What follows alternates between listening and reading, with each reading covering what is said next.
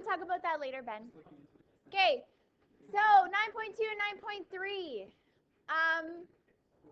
Boys, did you want to read these quickly? Differential equations with initial conditions. So what do you think I'm talking about when I say initial conditions? What? No. Wait, what is restricted condition? I'll give you a hint. It's C. Okay, we're going to deal with C today. We're going to deal with C. That infamous plus C when we integrate. Should I pass those around later, Kate, maybe? I'll grab it back. I haven't seen it. Yeah, because she's focused. I'll bring it back. We'll pass it around after the lesson. Okay, so an equation that has derivatives in it is called a differential equation.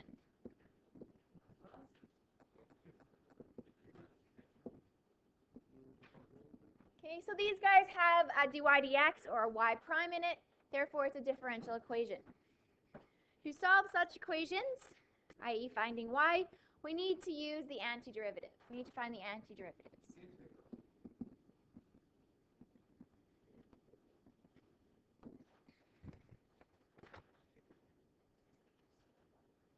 So as talked about last week, the antiderivative is the opposite of doing the derivative. We're going the opposite direction.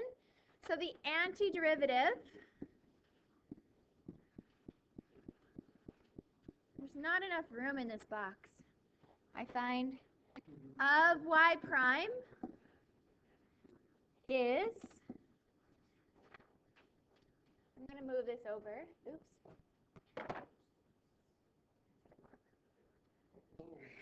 Okay, the antiderivative of y prime is the integral of dy dx, which equals y plus c.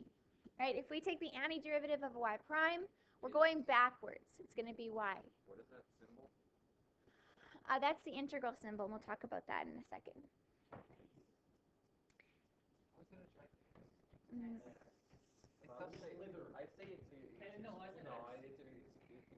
Okay, the antiderivative, guys, let's stay on top. We'll talk about that symbol in a little bit. Derivative of y prime prime is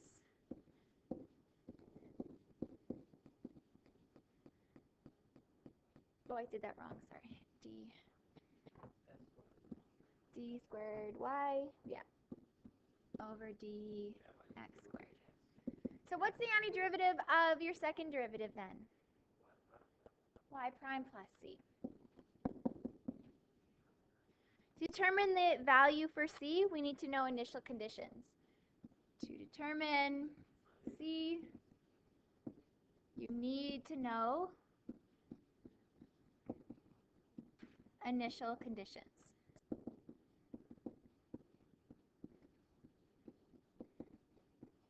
Okay, so those constants, those initial constants. Okay, so let's try an example. Find the curve that passes through the point 2, 0 with a slope of 4x squared plus 8x. Okay, so they give us the equation of the slope. So how are we going to find the equation of, we need to take the antiderivative. So if this is y prime, okay, the antiderivative of y prime is just going to be, what's the antiderivative of y prime? Antiderivative of y prime is y plus c. Y plus c, bingo.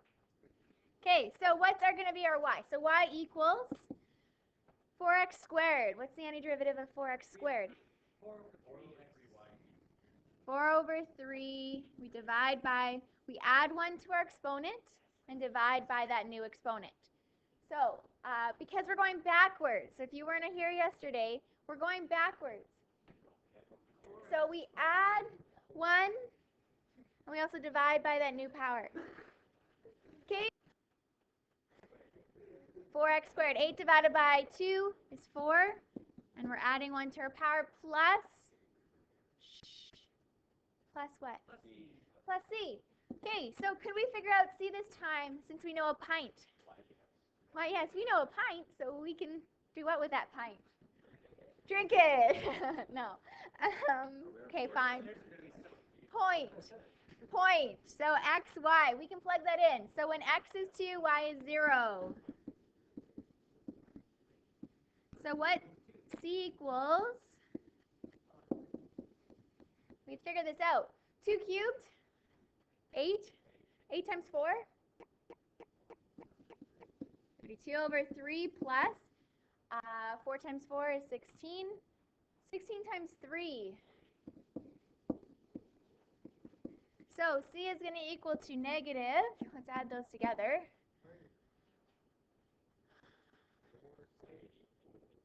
A 16, which is equivalent to 48 over 3. 80 over 3, negative 80 over 3. Okay, 1 second.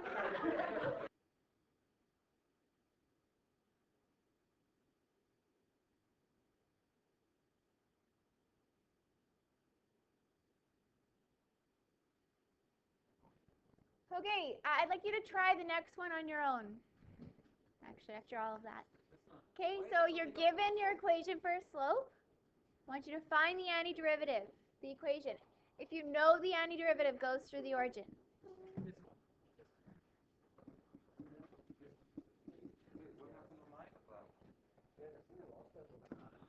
Okay, antiderivative of cos is sine x. The antiderivative of negative sine is positive cos, 2x. And then what do we do with the derivative of the inside?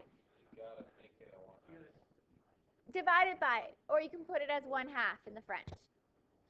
Yeah, and then plus c. Now we know that this graph goes through the origin, so we want to see, okay, what would c have to be? Oops.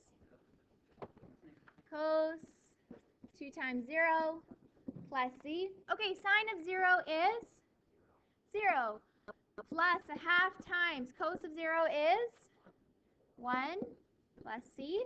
So c is equal to negative 1/2. So So our equation is f of x equals sine x. Yeah, because it said origin. Cos 2x minus 1/2.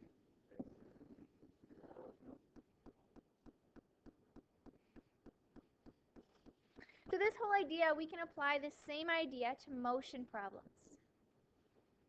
And by motion, I mean speed, distance, time, acceleration. Physics.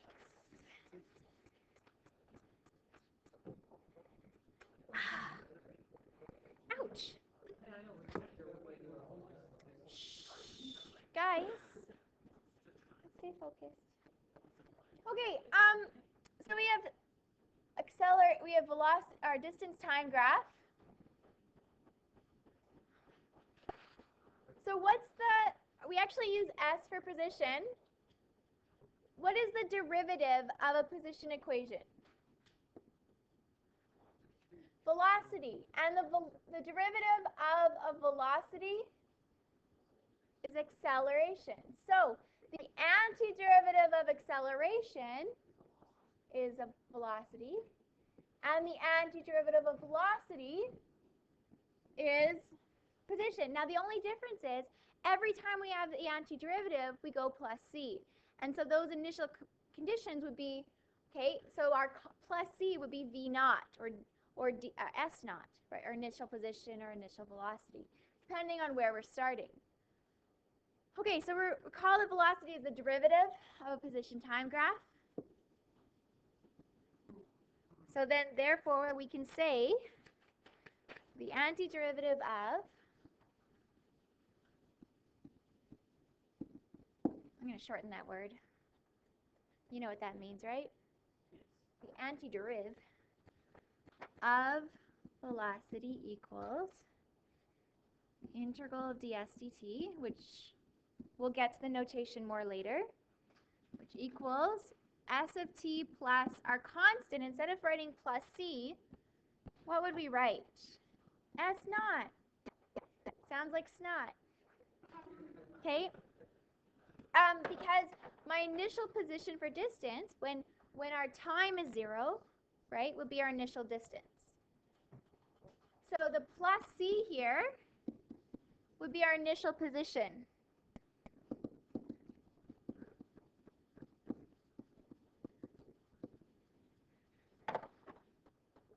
Also recall that acceleration is the blank of velocity.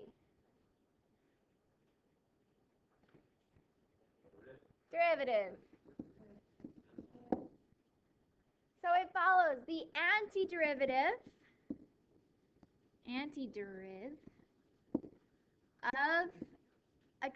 of acceleration dv dt is equal to, so if we're going the other direction, its antiderivative of acceleration would be velocity plus c. What would be my initial condition for plus c in this situation? V naught. So our initial, this would be initial velocity instead. Boys, can you listen?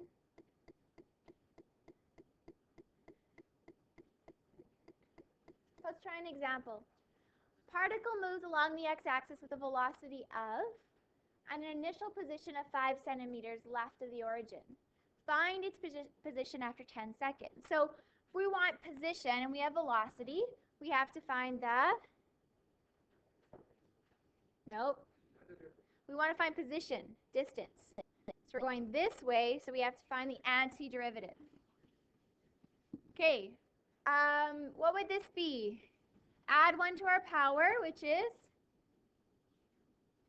become a cube. So now that we have to take our 2 and we have to divide it by that same number, 2 over 3. Minus, so we have t is now squared, so what's the constant in front? 3 over 2. Plus, what's the antiderivative of 2? 2t plus s naught. So, I know. Okay, so how are we going to find our initial position? -5, because it's left, so -5.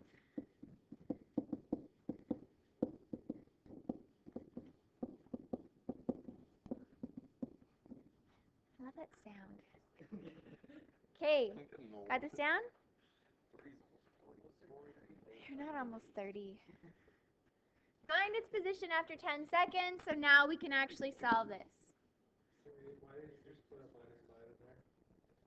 Okay, because the constant is our initial position, right?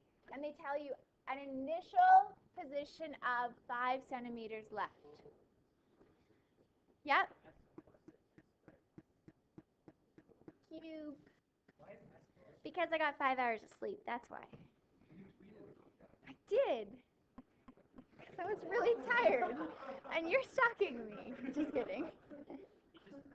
No, it's good. Yeah, it's good. It's good to check your tweets, you know? You know how it is. I'm glad that, because usually I think nobody reads my tweets. Okay. 10 cubed. Now you're going to unfollow me, aren't you? Nope. Okay. 10 cubed. 1,000 times 2, 2,000 over 3. 100 minus 300 over 2, which is 150. Plus 20 minus 5. Okay. Are we answering? Let's go to the nearest decimal. Can I give you the answer? 531.7. And it's positive, so therefore what direction is it? Right of the origin.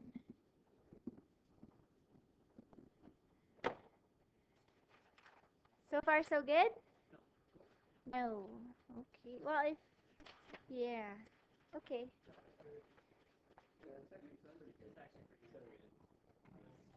Okay, number 4. Vicky, you with us, please? A stone is tossed upward from a point 1.5 meters above the ground with initial velocity of 10. Find the time it takes to hit the ground, assuming acceleration equals negative 9.81 meters per second squared. So instead of actually using our good friend physics and the formulas that are given to us already, we're going to use our knowledge of integration. We know the equation for acceleration is negative 9.81. Where can we go from there? Derive it? No. Antiderive it. The antiderivative of acceleration is? Okay, just what is the antiderivative of acceleration, guys? Velocity. Velocity. So velocity equals negative 9.81 times t. Let's use t for time. Oh, sorry. Okay. Now, plus what? Plus your initial velocity. Do we know what our initial velocity is? Nope. 10. Boys, Vincent, I'm going to have to move you. Okay. And then we're looking for the time it takes to hit the ground. So we need to know, we want to know when is our position equal to 0. But we don't have a position equation, so what are we going to do, Bennett? Antiderive it. So antiderivative of velocity is position. Okay, with our exponent, we're going to add 1. So it becomes squared. What's negative 9.81 divided by 2? Negative, sure. Plus 10t plus, don't forget, 1.5 meters above our ground. So that is our SO, our initial position. Okay, now solve for when what's 0. What are we looking for? When what's 0? From the time S is 0. So negative 4.9.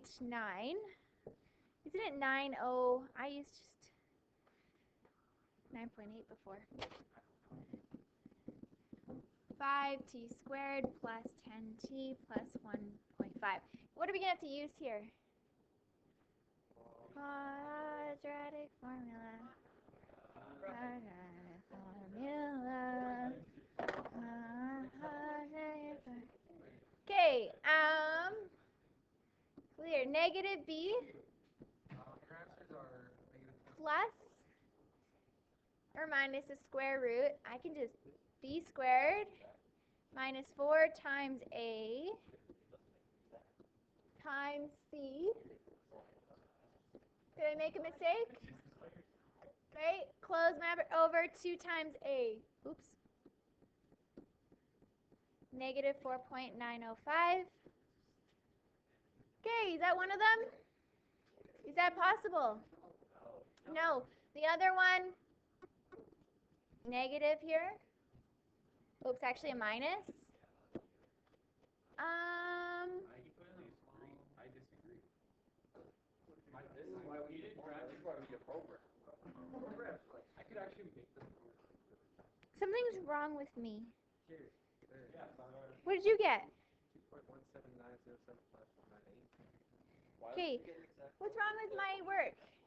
Someone tell me. Negative b plus or minus the square root of b squared minus 4 times a. Oh, you don't have enough brackets. Where? I need 3 brackets. I see it. Why didn't you say anything? No, you didn't. Yay! Okay. Yes, it is. Okay, that's still not. So you got negative 0.14, not possible.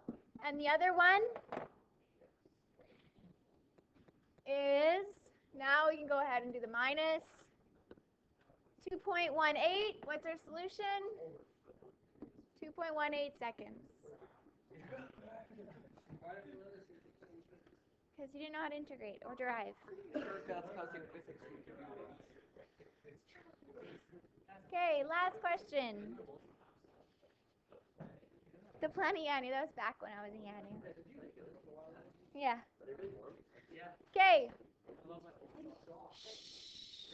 Okay, Cody, guys. Where is this? Far, far away land. A raindrop on planet Yanu. I don't know. Has initial downward speed of 15 meters per second and obeys the acceleration function. Okay. So it's accelerating all the way up to 12 and a half seconds, and then it's not accelerating. It's reached terminal velocity. Okay? If the raindrop is initially 800 meters above the ground, A, how far does the raindrop fall in the first 12 and a half seconds? So, first step, if I want how far it's fallen in the first 12 and a half seconds, what are we going to do? Formula 1 or 2? No. Okay, we start with our velocity, our acceleration. And what are we going to do to acceleration? Antiderive it. Okay, so velocity is equal to, so we have t squared now. We need to take 0.72 and do what to it? Divide by 2, so 0.36. Minus 9.0 t. Now, plus what? Let's go back to our question. Plus or minus, actually, let's figure it out. Positive or negative? Negative, downward speed of negative 15. Okay. And now we can find our position equation. So t cubed is going to become 0.36 divided by 3. 0.12 minus, we have now t squared, so 9 divided by 2, 4.5, minus 15t plus, what's my initial position? 800 meters above the ground. Okay, so it says, how far did it fall in the first 12 and a half seconds? So what are we going to do here? Put in 12 as t. Put in 12 and a half as t. Okay, now what does that give us in our answer? What does that represent? Is that how far it's fallen? Or is it's how far it is above the ground. So it doesn't necessarily tell us how far it actually fell, just how far above the ground it is. So when we plug this in, we actually get, did anyone do this already? 143.75. Yeah, that's pretty quick. And it's in meters. So that's above the ground.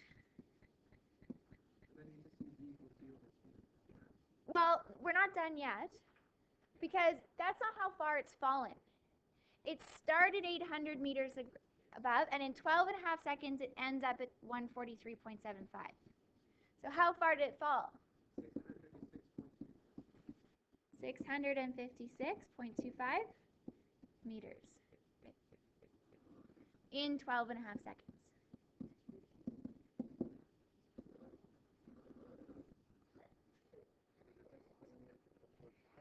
Okay, so what's its velocity at 12 and a half seconds? Okay. What is the velocity after 12 and a half seconds? So how can we figure that out? Do we have to plug in 12 and a half at our velocity?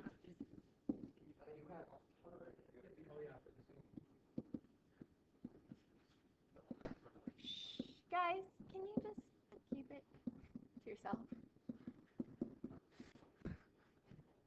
I know. Yeah? Okay, so we get 71 point... Oh, do you get negative or positive? Can someone plug that in?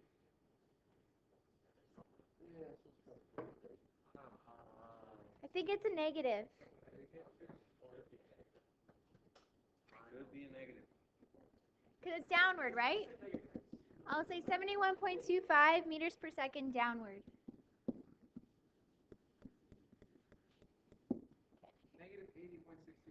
No. Oh, no. Wait. Negative 71.25. So it's downward.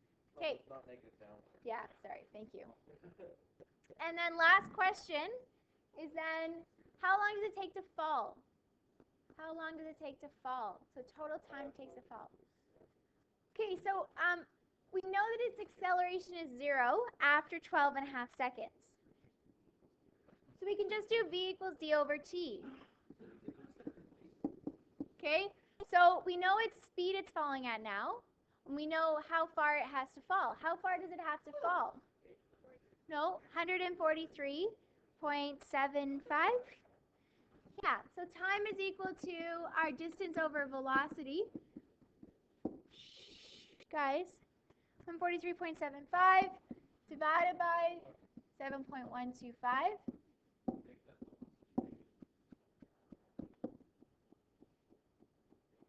Okay, which equals 2.02 seconds. So therefore, how much time total? 14.5. Well, it's 12.5 seconds plus the 2.02, 14.52 seconds total.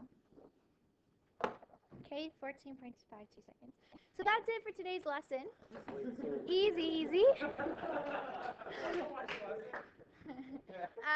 It's going to upload in a second. Just wait 1 second, Graham. We'll get you organized. So the homework for today, if you get it done, you can, well, you guys actually need your assignments due tomorrow. You have a lot of work to do. Applications quiz is going to be tomorrow, and your test is Wednesday. So I know you have a lot of work to do. So let's focus.